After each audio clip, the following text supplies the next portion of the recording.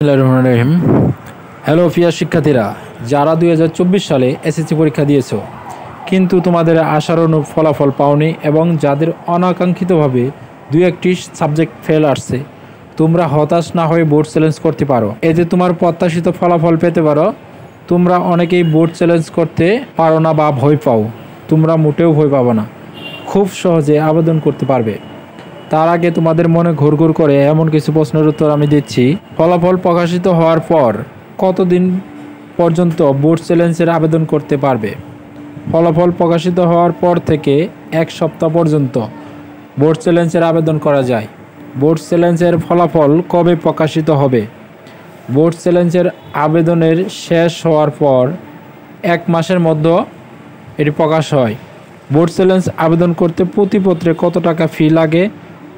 প্রতি পত্রের জন্য 125 টাকা ফি লাগে।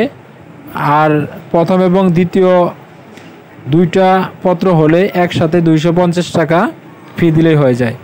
কোন কোন সিম দিয়ে আবেদন করা যায়? শুধুমাত্র টেলিটক সিম দিয়ে বোর্ড চ্যালেঞ্জের আবেদন করা যায়। যদি তোমার প্রশ্নগুলোর উত্তর পেয়ে থাকো তাহলে এখন দেখে নাও কিভাবে বোর্ড চ্যালেঞ্জ আবেদন করতে হয়। তোমরা নিজেরাও আবেদন করতে পারো এবং অথবা কোনো কম্পিউটারের দোকান থেকে আবেদন করতে পারো। নিজে করতে চাইলে সচল একটি মোবাইলে টেলিটক সিম লাগিয়ে নিবা। এরপর নিম্নে দেখানো মেসেজের মতো করে SMS দিবে 16222 এই নাম্বারে। মোবাইলের মেসেজ অপশনে গিয়ে লিখবে RSC স্পেস আপনার বোর্ডের নামের প্রথম 3 অক্ষর। এখানে হচ্ছে তুমি যদি ঢাকা বোর্ডের হও প্রথম DHA, এই 3 অক্ষর হচ্ছে ঢাকা বোর্ডের প্রথম 3 অক্ষর দিয়ে লিখবে রোল নাম্বার। তোমার যে পরীক্ষার রোল নাম্বার আছে রোল নাম্বারটা, এরপর স্পেস দিয়ে লিখবে বিষয় কোড। তুমি যে বিষয় কোডে ফেল করেছো সেখানে একটি কোড নাম্বার লিখতে হবে। এবং এখানে উদাহরণ সহ আমি তোমাদের দেখাতে চাই, ঢাকা বোর্ডের যদি কোনো শিক্ষার্থীর রোল নাম্বার যদি 259663 হয়, তার বাংলা সাবজেক্টের জন্য আবেদন এখানে লিখতে হবে RSC স্পেস DHA স্পেস 259663। এটা হচ্ছে রোল নাম্বার স্পেস বিষয় কোড। এরপর মেসেজটি 16222 এই নম্বরে পাঠাতে হবে। উল্লেখ্য, তোমার একটি SMS-এ একসাথে একাধিক বিষয়ের জন্য আবেদন করতে পারবে। মানে তুমি একটি SMS দিয়ে তোমার যে কটা সাবজেক্ট আছে সবগুলোর জন্যই তুমি আবেদন করতে পারবে, ভিন্ন ভিন্ন SMS করা লাগবে না। সেক্ষেত্রে কমা দিয়ে বিষয় কোডগুলো আলাদাভাবে লিখতে হবে।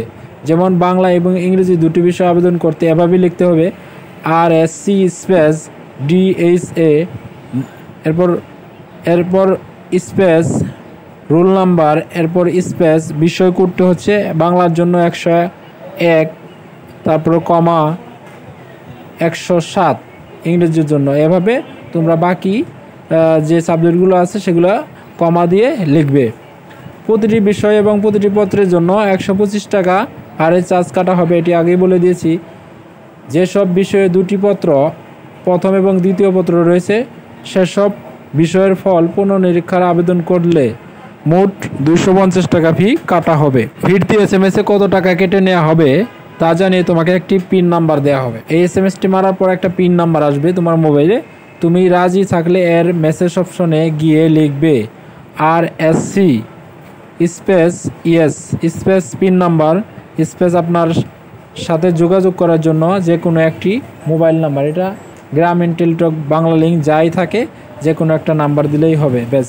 উদাহরণ ধরো ফিরতি SMS-এ প্রদত্ত তোমার পিন নাম্বার 12345 এবং তোমার মোবাইল নাম্বার হচ্ছে এটি।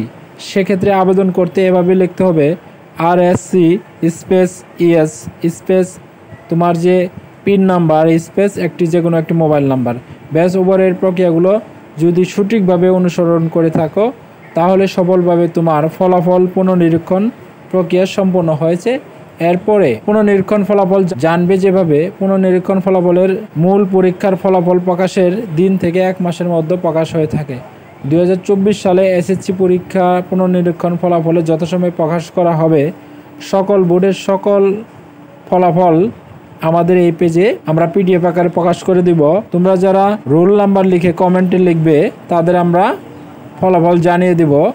এছাড়া আবেদনের সময় প্রদত্ত যার যার নিজ নিজ মোবাইল নাম্বারে ফলাফলটা SMS আকারে চলে যাবে। এটুকু আমার বিষয়টি ভালো লাগলে আমাদের পেজটি অবশ্যই লাইক ফলো করে তো পাশে থাকবেন।